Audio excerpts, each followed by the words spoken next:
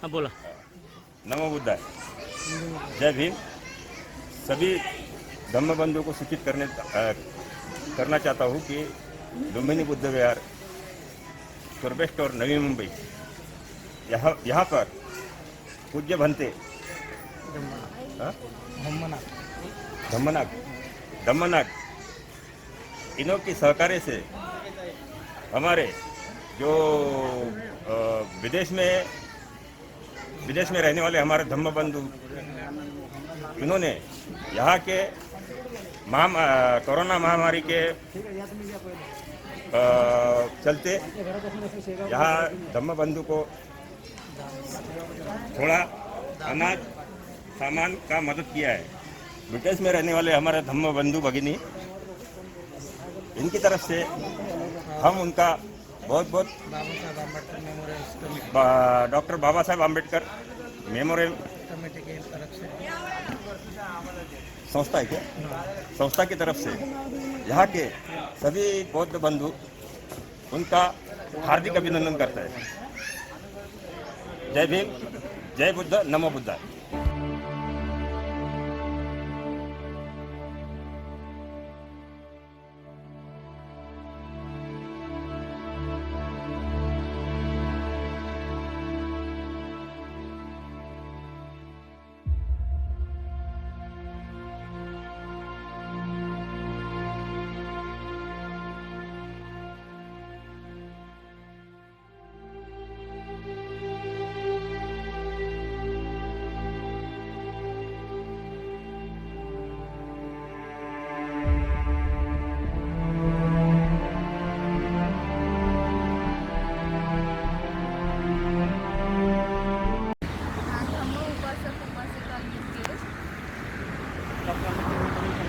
Doctor Ambedkar memorial committee UK आणि शरण बौद्धिशी सेवाभावी संस्था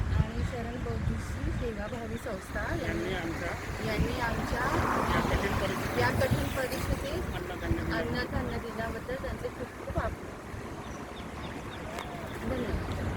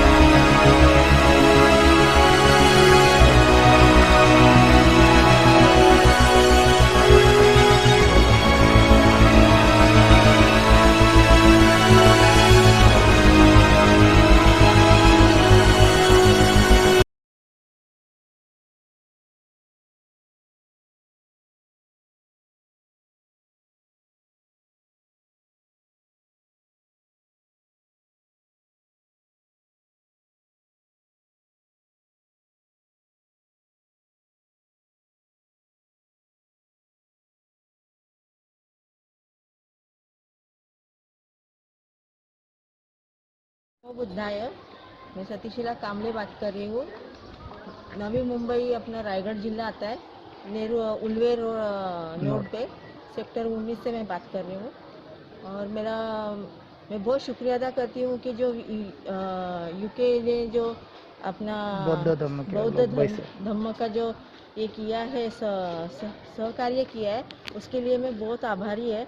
और जो ये महिला मजदूर है, जो गरीब महिला है, भारतवासी है, इनको जो आपने मदद किया बाबा साहेब आम्बेडकर की तरफ से, कमेटी की तरफ से, तो आपको बहुत बहुत धन्यवाद है। ये लॉकडाउन में बहुत परेशान है, तो उनको सबको अपने सहकार्य करके उनका हौसला बढ़ा दिया है। और इसीलिए यूके और बाबा साहब अम्बेडकर कमेटी की तरफ से, यूके और बाबा साहेब अम्बेडकर की कमेटी की तरफ से आपने जो ये किया, उसके लिए मैं बहुत शुक्रिया अदा करती हूँ। धन्यवाद। नमो बुद्धाय, जय भीम। मैं रविंद्र पाटिल, पान पाटिल, सबसे पहले आप सभी को बुद्ध जयंती की हार्दिक शुभकामनाएं देता हूँ। हमारे धम्म भाई जो वॉलम्पटन यूके, ग्रेट ब्रिटेन इन और डॉक्टर अंबेडकर मेमोरियल कमेटी, इनकी तरफ से जो हमको दान मिला है, उसके लिए मैं उनका धन्यवाद करता हूँ। सात समंदर पार भारतीय धम्म भाई और बहनों के लिए जो भी उन्होंने दान दिया है, वो दान है चावल, गेहूँ, चीनी, कुकिंग ऑयल, दाल, साबुन, टी, बिस्किट, ये सारा फूड ज़रूरतमंदों को बांट रहे हैं। आपका और भंते धम्मनाथ का तहे दिल से धन्यवाद करता हूँ। बुद्धाय जय भीम। मैं अनिल गणपत कामले, मैं आप सभी लोगों को बुद्ध जयंती की हार्दिक शुभकामनाएं देता हूं, और साथ ही उन लोगों को तहे दिल से हार्दिक शुभकामनाएं करता हूं जिन्होंने धम्म उपासक और धम्म उपासिका यूके और doctor Ambedkar memorial committee UK, इनके तरफ से जो दान आया है, उस दान को हम उनके माध्यम से हम ये दान धम्म उपासक या उन्हें पहुंचा रहे हैं, जिसमें दाल, चावल, गेहूँ, चीनी और टी पाउडर, ये इतना सामान हम दे रहे हैं। उनका हम तहे दिल से स्वागत करते हैं, उन्हें हम देते हैं। Thank you. नमो बुद्धाय, जय भीम। सबसे पहले आप सबको वैशाख पूर्णिमा की हार्दिक शुभकामना देता हूँ। जिस तरह से आप सभी जानते हैं कि इस साल पूरे विश्व में कोरोना वायरस का हाहाकार मचा हुआ है, और इस हाहाकार के वजह से इस साल परम पूज्य बोधिसत्व डॉक्टर बाबा साहब अम्बेडकर, इनकी जयंती भी हम मना ना सके, और 2 दिन पहले महाकारुणिक तथागत भगवान बुद्ध, इनकी बुद्ध जयंती यानी कि वैशाख डे, वो भी हम सार्वजनिक तौर पे मना नहीं पाए। उसका कारण कोविड-19 वायरस सारी दुनिया में फैला हुआ है। इस कोविड-19 वायरस की वजह से यूके तथा यूरोप में बहुत बड़ी मानवीय हानि हो चुकी है और एशियन कंट्री में चाइना सबसे ज़्यादा है और फिर अभी भारत का नंबर है। लेकिन जब भारत के अंदर में इस वायरस का संक्रमण फैलने लगा तब भारत इस वायरस से उतना गंभीर नहीं था, लेकिन धीरे धीरे इस वायरस की वजह से भारत भी आज चपेट में आ चुका है। हम लोगों ने परम पूज्य बोधिसत्व डॉक्टर बाबा साहब अम्बेडकर के जयंती के उपलक्ष्य में, जयंती के अवसर पर कुछ गरीब, जरूरतमंद, बेरोजगार, street worker, street vendor, construction worker, इन लोगों को हमने फूड डोनेट किया और साथ ही साथ जो पुलिसकर्मी थे जो दिन रात आज इस लॉकडाउन के समय जनता की सेवा कर रहे हैं, उन्हें भी हम लोगों ने कुछ बिस्किट के पैकेट्स, कुछ पानी की बॉटल्स, इस तरह का उनकी भी हम लोगों ने ये दान देकर उनकी भी हम लोगों ने सेवा की, क्योंकि वो भी जनता की सेवा करते हैं। इस बीच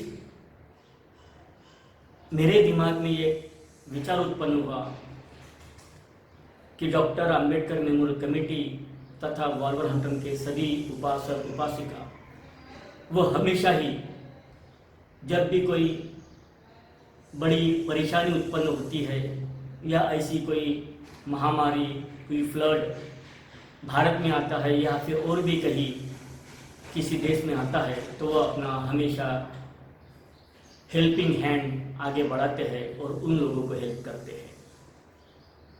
तो मैंने भी एक चिट्ठी डॉक्टर अंबेडकर मेमोरियल कमेटी के प्रधान मिस्टर पुष्पिंदर बिल्ला इन्हें लिखी कि अगर हो सके तो आप भी हमें हेल्प करें।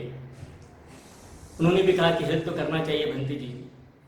और फिर धीरे धीरे धीरे धीरे वॉल्वरहैम्पटन के धम्म उपासक उपासिका इनकी ओर से मुझे धीरे धीरे दान कलेक्ट होता गया और वो दान मुझे प्राप्त हुआ। और इस दान के फलस्वरूप, इस दान के बल पर हम लोगों ने, जो मेरी ऑर्गेनाइजेशन है शरण बहुउद्देश्य सेवा भविष्य संस्था की ओर से धम्म उपासक उपासिका वॉल्वरहैम्पटन यूके तथा डॉक्टर अंबेडकर मेमोरियल कमेटी इनकी ओर से न्यू बॉम्बे के कुछ स्लम एरिया में हम लोगों ने फूड डोनेट किया। फूड से बाय करने से लेके तो पैकिंग करने तक, क्योंकि इस लॉकडाउन में काफ़ी हमें परेशानी उठानी पड़ी। परेशानी इस बात की थी कि मटेरियल लिया जाए तो उसे जगह पर कौन पहुंचाएगा। अगर हमने मटेरियल विकत लिया तो फिर उस मटेरियल के लिए पैकिंग के लिए हमें वॉलंटियर्स कहाँ से मिलेंगे, और इसलिए काफ़ी परेशानी का सामना हमें करना पड़ा। मगर अगर काम अच्छा हो तो अच्छे काम के लिए अच्छे लोग भी मिल जाते हैं। इसी बीच हमारे संस्था के खजिनदार धम्म उपासक ढोलीबा कामड़े, इनका हमें हेल्पिंग हैंड प्राप्त हुआ। साथ ही साथ और एक हमारे मेंबर धम्म उपासक रवि पान पाटिल जो उल्वे नोड में रहते हैं, उनका भी हमें हेल्प हुआ। नेरुल के हमारे और एक धम्म उपासक संतोषवर के, उनका भी हमें सहयोग मिला। इस तरह से 1 से 2, 2 से 3 लोग बढ़ते गए और ये सिलसिला यही नहीं रुका। तो हम लोगों ने नेरुल या नवी मुंबई तक ही हम लोग सीमित नहीं रहे, तो हमने मुंबई में भी ये डोनेशन देने के लिए हम लोगों ने वहाँ के वॉलंटियर्स को एग्री किया और वो लोग भी बड़े उत्साह के साथ में वहाँ के लोगों को फूड बांटने के लिए रेडी हुए। उसमें से एक बच्चा जो हमारा था, जो मेरे ही सानिध्य में यानी 10 से लेकर 12 तक और डिग्री तक मेरे ही सानिध्य में रहा, जिसका नाम अनिल गणपत कामड़े, जो एक कैंसर पीड़ित है और कैंसर से बाहर भी निकला और अब अच्छी तरह स्वस्थ जीवन जी रहा है। तो उसने भी, क्योंकि वो बीमारी का दर्द जानता था, तो बोले भंते जी मैं भी इन पीड़ित लोगों को, ज़रूरतमंद लोगों को हेल्प करना चाहता हूँ, तो आप मेरे लिए भी हेल्प भेजिए। तो हम लोगों ने न्यू बॉम्बे से लेकर तो बॉम्बे तक धम्म उपासक, धम्म उपासिका, वॉलहंडम यूके, इनके माध्यम से हम लोगों ने उन्हें हेल्प करने की पूरी कोशिश की। जितना हेल्प आप लोगों ने हमें किया, उसी तरह से हेल्प हम लोगों ने ज़रूरतमंद तक पहुंचाने की पूरी कोशिश की। अब बात यह है कि हमने जब इसे डिस्ट्रीब्यूट करने की सोची, मेरा रहना था कड़मबोली यानी 10 किलोमीटर्स। हमें एक फ्लैट हमारे उपासक ने दिया, जिस फ्लैट में हम लोगों ने सारा फूड पैकिंग किया, फूड को स्टोर किया। 2-3 दिन से कंटिन्यू वहाँ पे फूड स्टोर करते गए, वहाँ पे पैकिंग करते गए। उन उपासक का नाम रवि पान पाटिल, तो उनका घर कड़मबोली से लेके तो उनका घर 10 किलोमीटर का था। फिर वहाँ पे फूड पैकिंग होने के बाद में सुबह बुद्धा जयंती के दिन 7 बजे हम लोग उठकर सबसे पहले उल्वा में आए। मेरी खुद की गाड़ी, 2 और गाड़ी, ऐसे हम लोगों ने 3 गाड़ी निकाली। तब तक हमारे उपासक रवि पान पाटिल ने सारा फूड जो पैक किया हुआ था उसे लिफ्ट द्वारा नीचे ग्राउंड फ्लोर पे उतार कर रख दिया, ताकि जैसी भी गाड़ी आएंगी गाड़ी में लोड कर हम आगे बढ़ सकेंगे। क्योंकि एक जगह नहीं बांटना था, हर एक जगह बांटना था। और वहाँ के वॉलंटियर्स जो थे, जिन जैसे हमने वॉलंटियर्स अपॉइंटमेंट किए थे कि हाँ हम आपको ये जिम्मेदारी देते हैं कि आपके एरिया में हम 50 पैकेट देंगे, आपके एरिया में हम 100 पैकेट देंगे, आपके एरिया में हम 25 पैकेट देंगे, आपके एरिया में हम 10 पैकेट देंगे। इस तरह से हमने कोई वॉलंटियर्स हमने जो अपॉइंटमेंट किया था, उन वॉलंटियर को उस एरिया में वो हमारी राह देख रहे थे। तो सबसे पहला हमारा जो पड़ाव था वो तुर्भे स्लम एरिया, जो न्यू बॉम्बे में आता है, काफ़ी स्लम एरिया है, बड़ा स्लम एरिया है। तो हमने सबसे पहला पड़ाव, हमारी पहली मंजिल थी वो तुर्भे स्टोर न्यू बॉम्बे का स्लम एरिया था। मैंने बॉम्बे में रहते हुए स्लम एरिया के बारे में सुना था कि स्लम एरिया ऐसे होता है जैसे बॉम्बे का सबसे बड़ा स्लम एरिया धारावी है, वहाँ पे ऐसे लोग रहते हैं, वैसे लोग रहते हैं। एक कमरे में 10 बाय 10 के कमरे में 10-10 लोग रहते हैं, सुना था। और बाहर से देखा था, कभी अंदर तक नहीं गया, कभी जाने का मौका नहीं मिला। मगर कोरोना वायरस के वजह से आप लोगों ने जो हेल्प भेजी, वो हेल्प ज़रूरतमंद तक सही मायने में पहुँचे, इसलिए हम लोगों ने स्लम एरिया को चुना। और जब स्लम एरिया में एंट्री की तो सबसे बड़ी परेशानी आई, तो हमें पुलिस वाले ने हमें घेर लिया कि नहीं, आज बुद्ध जयंती, आप किसी भी तरह आप वहाँ पे भीड़ इकट्ठा करेंगे, इसलिए हम आपको आज के दिन फूड बांटने नहीं देंगे। अब हमने उन्हें, मेरे पास में एक परमिशन था कि यहाँ के तहसीलदार ने, डीसी ने हमें एक परमिट किया था कि आपको फूड बांटने के लिए किसी की परमिशन की जरूरत नहीं है, आप बेखौफ फूड बांट सकते हो। तो उस एप्लीकेशन के आधार से हम लोगों ने बड़े प्यार से, मैत्रीपूर्ण हम पुलिस वाले से बातचीत की, तो उन लोगों ने हमें छोड़ दिया। मैं पैदल चलते गया और जो गाड़ी में फूड था वो गाड़ी कई दूर तक आगे आई, और वहाँ से फिर लोगों ने अपने अपने कंधे पे फूड रख के तुर्भे स्टोर के बुद्धि विहार में लेके आए। और मैं पैदल जब जा रहा था तो मैंने पूछा कितना दूर है, बोले बस भंते जी 4-5 घर छोड़ के है। एक एक घर क्रॉस करते गए तो मैं खुद डर गया। जब मैं लोगों को देख रहा था, जब उस एरिया को देख रहा था, तो सोच रहा था कि इन लोग किस तरह का जीवन जीते हैं। पल भर के रोना भी आया। क्योंकि एक कमरे में आप सोच नहीं सकते, एक कमरे में 10-10 लोग थे। कोई सामने नहा रहा है, चाहे वो युवा हमारी बहन हो, बेटी हो, कोई वहां पे ब्रश कर रहा है, कोई घर के सामने ही बर्तन मांज रहा है, कपड़े धो रहा है, तो कोई गपशप कर रहा है। लाइट नहीं है, लोगों के बदन अर्धनग्न थे। इस अवस्था में जब मैं डोर टू डोर जा रहा था तो मन में ये सोच उत्पन्न हुई, कोरोना वायरस ये तो एक बार ही इंसान की जान ले लेगा, मगर ये जो हमारा समाज है रोज मौत को गले लगा रहा है। ऐसी भयंकर स्थिति जो थी, उस भयंकर स्थिति में हम लोग जब अंदर गए, अंदर जाने के बाद में देखा तो उन लोगों ने कुछ अच्छी तरह उसे बना के रखा था कि भंते जी आएंगे, भंते जी आने वाले हैं। तो जैसे कि उनका बुद्धि विहार था तो हमने सबसे पहले बुद्धि विहार में जाके नमन किया, नीचे बैठे और फिर वो लोग एक एक करके सारी फूड पैकेट आधा किलोमीटर से लेके ऊपर तक आए और वो एक एक फूड पैकेट जब हम लोगों ने वहाँ पे स्टोर किया, स्टोर करने के बाद धीरे धीरे हमने उसे बांटना चालू किया। मैं इतना डरा हुआ सहमा हुआ था कि ऐसी अवस्था में हम इनको कैसी बांटे। बड़े मुश्किल से मैंने 15 से 20 पैकेट वहाँ बांट दिए, बाकी सारे पैकेट में वहाँ पे छोड़ के आ गया। बोला आप अपने हिसाब से बांट लो, आपको जैसी बांटना है वैसी बांटो, क्योंकि हर एक को अगर मैं पैकेट बांटते बैठा तो समय निकल जाएगा, मुझे और भी एरिया में जाना है। तो वहां से जब मैं निकला, फिर उसी रास्ते से जब जा रहा था तो फिर से वही सिचुएशन थी। लोग सोच रहे थे कि हमें भी एक पैकेट मिल जाए, हमें भी एक पैकेट मिल जाए, लेकिन हम लोगों ने लिमिटेड पैकेट बनाए थे कि किसी एरिया में 50, किसी एरिया में 100, किसी एरिया में 20, किसी एरिया में 10, इस तरह से लिमिटेड पैकेट बनाने की वजह से हम सभी को वो पैकेट शेयर नहीं कर पाए। लेकिन जितना हो सके उतना हम लोगों उनको कन्विंस किया कि नेक्स्ट टाइम अगर हमें और भी मदद मिली तो हम आपके तक इस तरह का फूड पैकेज लेके आएंगे।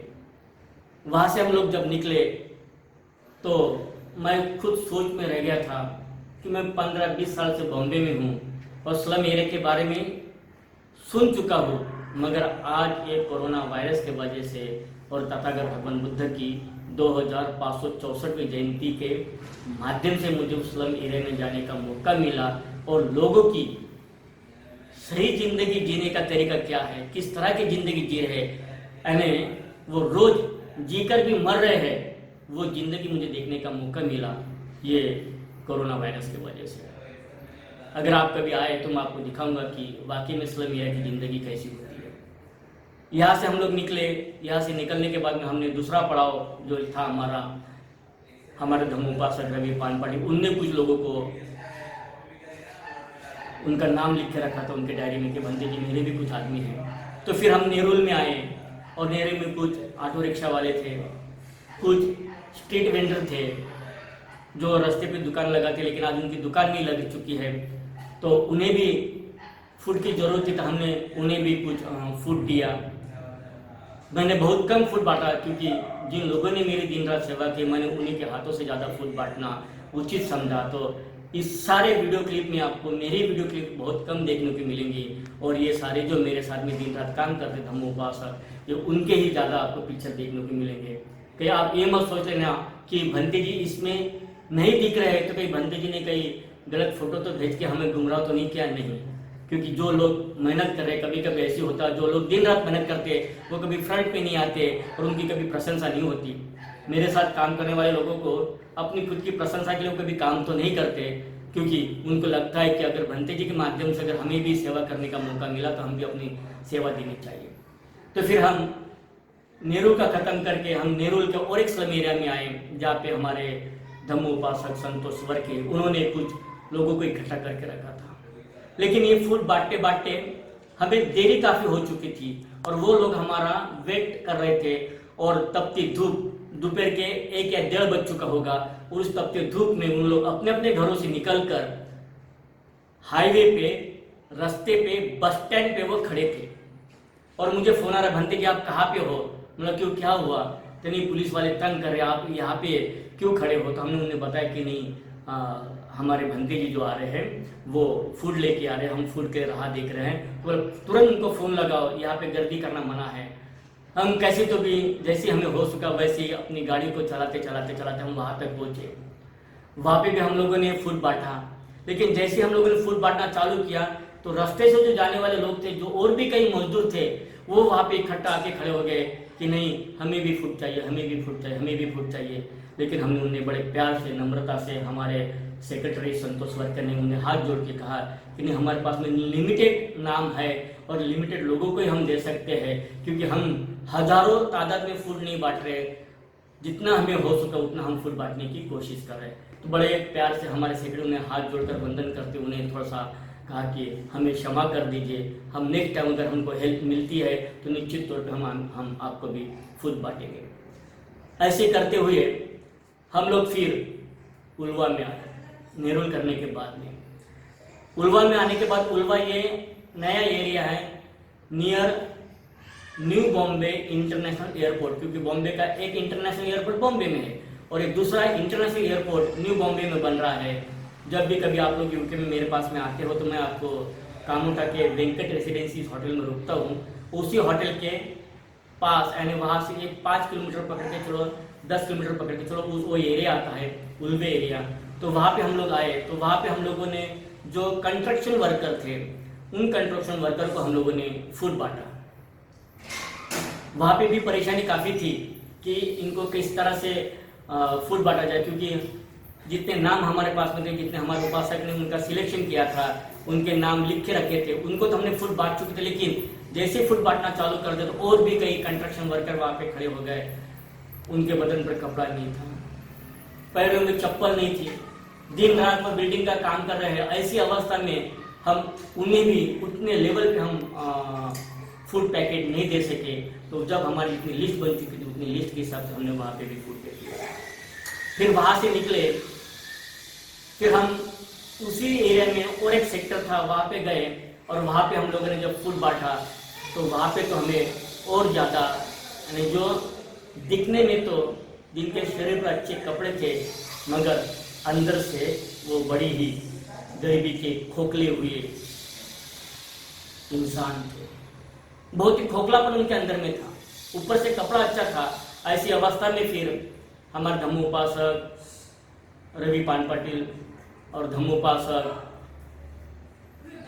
ढोनीबा मारुति कामड़े, इन लोगों ने फिर वहाँ पे उनको फूड बांटा। काफ़ी बुजुर्ग थे, काफ़ी ऐसी महिला थी कि जिनके पति इस लॉकडाउन के वजह से कई और लटके हुए हैं और उन्हें भी भोजन नहीं मिल रहा है। तो वो भी बड़ी, जब हमने किसी को बांटा तो वो बोलते कि नहीं हमें भी दीजिए।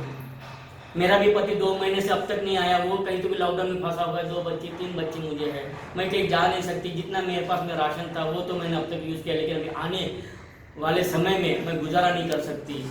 तो हमने बोला कि बहन धम्मोपासिका, आपकी बात बहुत जायज़ है, दर्द तो हमें भी हो रहा है, हम भी चाहते हैं कि हम आपके तक ये मदद पहुँचाएँ, लेकिन क्या करें कि हमारे पास में लिमिटेड है और ये लिमिटेड पैकेट ही हम लोग बांट रहे हैं ताकि थोड़ा थोड़ा हर एक इंसान को मिल सके। तो हमने वहाँ पे भी कुछ लिमिटेड पैकेट बांटे।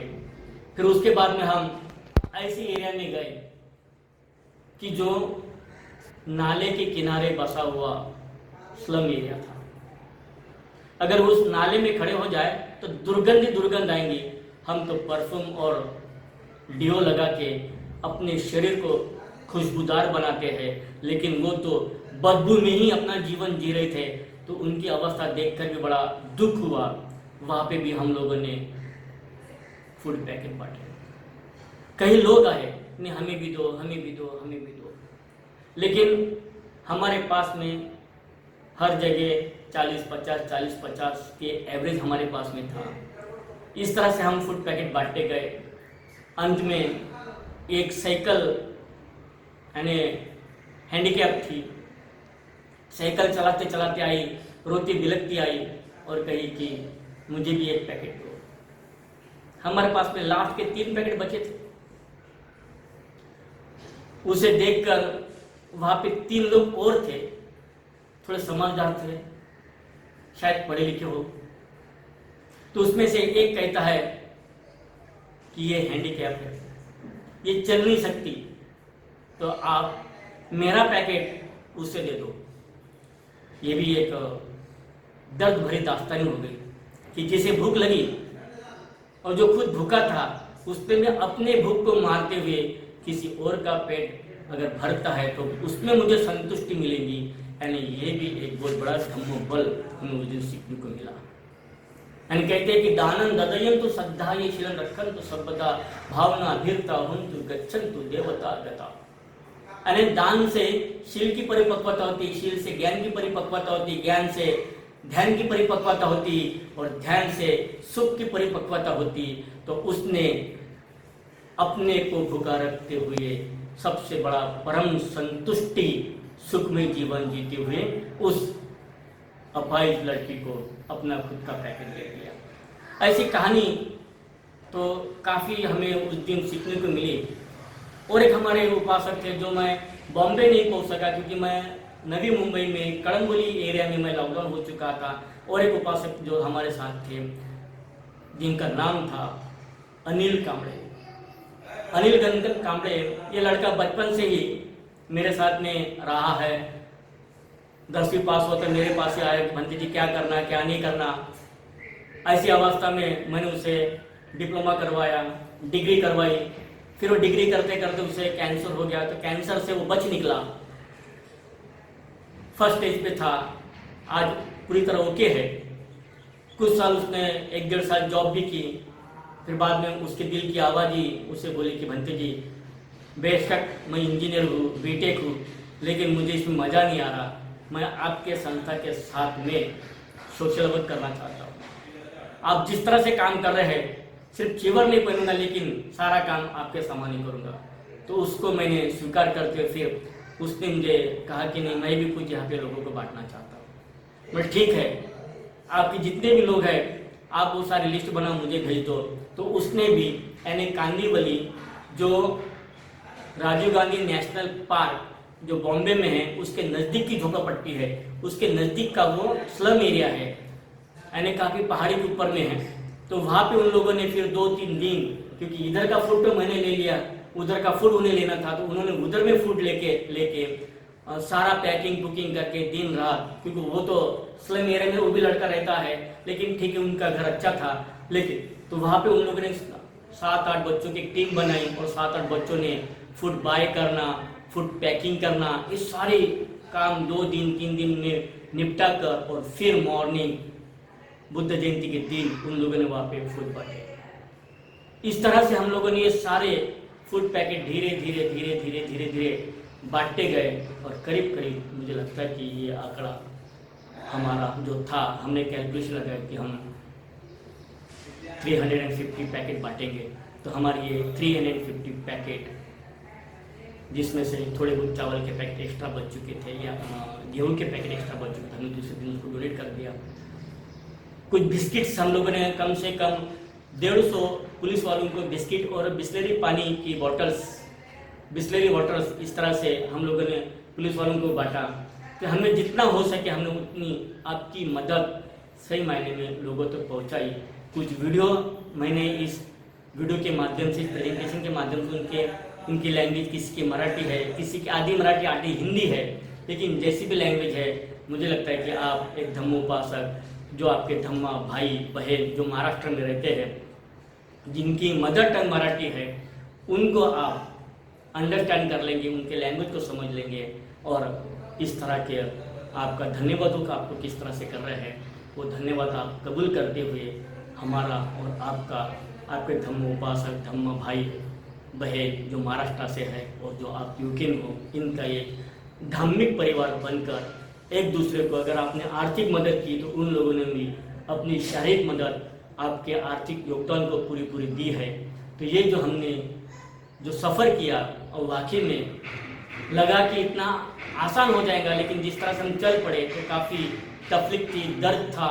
ऐसी कोई कहानी जो फिल्मों में होती है उस तरह से हमें ये सारी धीरे एक एक कदम के ऊपर एक नई कहानी हमको मिलती गई, मगर वो सारी कहानियों को हमने अच्छी तरह अपनाते हुए उससे निकल कर हमने आपका दान उन लोगों तक पहुंचाया और मेरी आशा है।